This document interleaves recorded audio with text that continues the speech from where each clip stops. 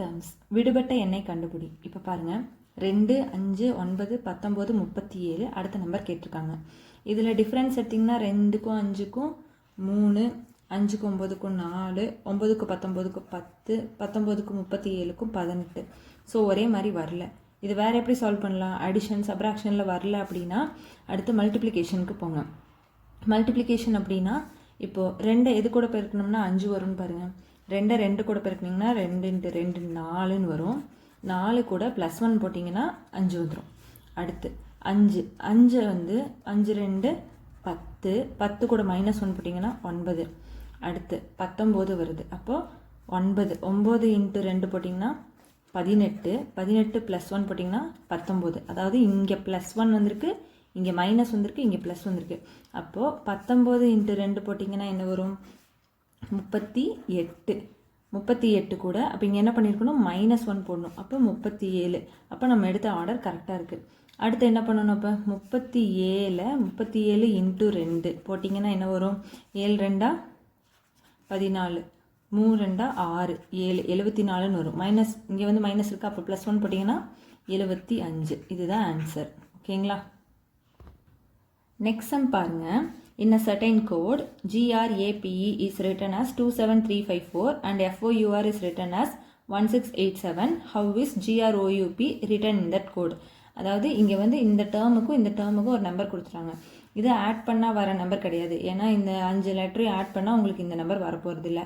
அப்போ இது எப்படி சால்வ் பண்ணலாம் அப்படின்னா, இங்கே இருக்கிற எழுத்தையும் இங்கே இருக்கிற எழுத்தையும் பாருங்கள். இதில் இருக்கிற எழுத்துக்களே இங்கேயும் ரிப்பீட் ஆயிருக்கான்னு பாருங்கள். இங்கே G இருக்குது, இங்கேயும் G இருக்குது. இங்கே R இருக்குது, இங்கேயும் R இருக்குது. இங்கே O இருக்குது, இங்கேயும் O இருக்குது. இங்கே U இருக்குது, இங்கேயும் U இருக்குது. இங்கே P இருக்குது, இங்கேயும் P இருக்குது. அப்போது இதுக்கு நேரான நம்பர் இங்கே என்னென்ன இருக்கோ அதை எழுதுனீங்கன்னா அதுதான் ஆன்சர். ஓகேங்களா?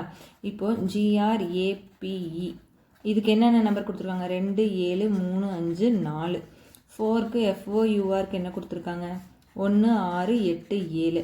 இப்போ நமக்கு GROUP இதுக்கு வேணுமா? ஜிக்கு நேராக என்ன இருக்குது நமக்கு? 2. அப்போ இதுக்கு 2. ஓகேங்களா? அடுத்து ஆருக்கு வந்து 7. அடுத்தது ஓக்கு வந்துட்டு 6, அதாவது இந்த நம்பர். ஓகேங்களா? 6. யூக்கு 8. பிக்கு நேராக என்ன நம்பர் கொடுத்துருக்காங்க? பிங்கிறது லாஸ்ட்லேருந்து முன்னாடி. அப்போ இங்கே 5. அப்போ உங்களுக்கு இதுதான் ஆன்சர். சரிங்களா? இப்போ இந்த சம் பாருங்கள். SCDTEF இந்த மாதிரி எழுத்துக்கள் கொடுத்துருக்காங்க. இப்போது இதுக்கு என்ன ரிலேஷன் கண்டுபிடிக்கணும். ஃபஸ்ட்டு எஸ்ஸுக்கு அடுத்து டி கொடுத்துருக்காங்க. எஸ்ஸுக்கு அடுத்து தான் டி வருது. டீக்கு அடுத்து யூ வந்திருக்கு, அதே மாதிரி யூ வந்திருக்கு. யூக்கு அடுத்து என்ன வரும்? அடுத்து டபிள்யூன்னு கொடுத்துருக்காங்க. யூக்கு அடுத்து என்ன இருக்குது? வி. அப்போ ஆன்சர் ஃபஸ்ட் லெட்டர் வி. ஆப்ஷனில் செக் பண்ணிக்கலாம், இருந்தாலும் நம்ம ஃபுல்லாக சால்வ் பண்ணலாம். ஓகேங்களா? சிக்கு அடுத்து இ கொடுத்துருக்காங்க. சிக்கு அடுத்து டி தான் வரணும், ஆனால் ஒரு லெட்டர் தள்ளி இ கொடுத்துருக்காங்க. அப்போ C+2 அப்படிங்கிற கான்செப்ட் இங்கே வந்திருக்கு. அடுத்து ஈக்கு அடுத்து ஒரு நம்பர் ஒரு எழுத்து விட்டு எழுதுனீங்கன்னா ஈக்கு அடுத்து எஃப் விட்டு ஜி, ஜிக்கு அடுத்து இப்போ ஹச் விட்டு ஐ வரணும். ஓகேங்களா? ஐக்கு அடுத்து ஜே விட்டு கே. ஓகேங்களா? அடுத்து இங்கே டி பாருங்கள். டிக்கு அடுத்து எஃப் சொல்லியிருக்காங்க. டிக்கு அடுத்து அப்போ இ விட்டு எஃப் சொல்லியிருக்காங்க. எஃப்க்கு அடுத்து ஜி விட்டு ஹச் சொல்லியிருக்காங்க. அப்போ ஹச்சுக்கு அடுத்து ஐ விட்டு ஜே வரணும். ஜேக்கு அடுத்து கே விட்டு எல் வந்திருக்கு. அப்போ ஆன்சர் விஐஜே. ஓகேங்களா? இந்த சம் பாருங்க. A person starts from point A and walks 5 km north. அதாவது ஒருத்தர் வந்துட்டு ஏங்கிற பாயிண்ட்ல ஆரம்பிச்சு 5 கிலோமீட்டர் வடக்கு நோக்கி நடக்கிறாரு. Then turns right and walks 3 km. அதுக்கப்புறம் வலதுபுறம் திரும்பி 3 kilometre நடக்கிறாரு. Then turns right again and walks 5 km. அதாவது இப்போ மறுபடியும் வலதுபுறம் திரும்பி மறுபடியும் 5 கிலோமீட்டர் நடக்கிறாரு. In which direction is he now from the starting point? அதாவது ஆரம்பிச்ச இடத்துல இருந்து இப்போ எந்த டைரக்ஷன்ல இருக்காரு, எந்த சைட்ல இருக்காரு அப்படின்னு கேட்டிருக்காங்க. ஓகேங்களா? இந்த மாதிரி சம்ஸ் பார்த்தீங்கன்னா முதல்ல நீங்க பண்றது நார்த் ஈஸ்ட் இதை வந்து ஃபர்ஸ்ட் எழுதிக்கோங்க. ஓகேங்களா?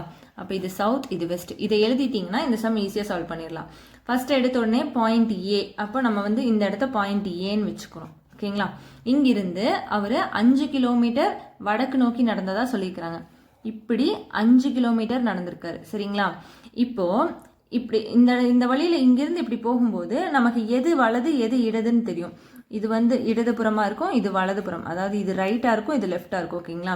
இப்போ அவங்க என்ன சொல்லியிருக்காங்க? 5 கிலோமீட்டர்ல இருந்து ரைட் சைட்ல 3 கிலோமீட்டர் திரும்பி நடந்தான்னு சொன்னாங்க. அப்போ இதில் ரைட் சைடு எது, இந்த சைடில் போனால் இதுதான் ரைட்டு. அப்போ இங்கே 3 கிலோமீட்டர் நடந்திருக்காரு. இங்கே வரும்போது மறுபடியும் பாருங்கள், இதில் எது ரைட் எது லெஃப்ட்னு கண்டுபிடிப்பீங்களா? இது ரைட்டு இது லெஃப்ட்னு வருமா? இங்கிருந்து மறுபடியும் ரைட் சைடில் எகைன் ரைட் சைடில் 5 கிலோமீட்டர் சொல்லியிருக்காங்க, 5 கிலோமீட்டர். இப்போ அவர் இந்த இடத்துக்கு வந்திருக்காரு. இது ஏன்னு எடுத்தீங்களா, இது பின்னு எடுங்க. இப்போ ஆரம்பித்த இடத்துலேருந்து அவர் எங்கே இருக்காரு, எந்த சைடில் இருக்காருன்னு பாருங்கள். எங்கே இருக்காரு? ஈஸ்டில், அதாவது இங்கே ஆரம்பித்து இங்கே, அப்போ ஈஸ்டில் இருக்காரு, அதாவது கிழக்கு இருக்காரு. இப்போது இதில் என்னன்னா இன்னொரு கொஷின் கேட்பாங்க, எத்தனை கிலோமீட்டர் தள்ளி இருக்காருன்னு கேட்பாங்க. ஆரம்பித்த இடத்துல இருந்து 3 கிலோமீட்டர் தள்ளி இருக்காரு இப்போ. ஓகேங்களா, 3 கிலோமீட்டர் எந்த சைடில் தள்ளி இருக்காருன்னா மறுபடியும் 3 கிலோமீட்டர் கிழக்கு தள்ளி இருக்காருன்னு வரும்.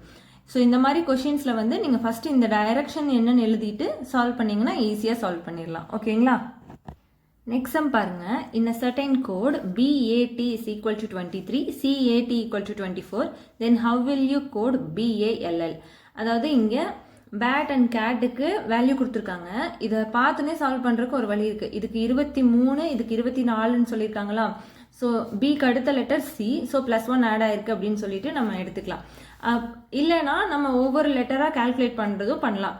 பியோட வேல்யூ என்ன, ஏயோட வேல்யூ, டியோட வேல்யூ. பிக்கு 2, ஏக்கு 1, டிக்கு 20, அப்போ 23. அதே மாதிரி கேட்டுக்கு போட்டிங்கன்னா சிஏடி, சிக்கு 3, ஏக்கு 1, டிக்கு 20, ஸோ 24. இப்போ இதே மெத்தட் இப்போ நம்ம கடைசி எங்கே வந்துட்டோம், பால்க்கு BALL. இப்போ பிக்கு வேல்யூ என்ன சொல்லியிருக்கோம், 2, ஏக்கு 1, எல்லுக்கு என்னன்னு பாருங்கள், எல்லுக்கு 12, ஸோ 12 + 12. அப்போ இப்போ எவ்வளோ வரும்னு பாருங்கள், 24, 26, 27, 27 அப்படின்னு வரும்.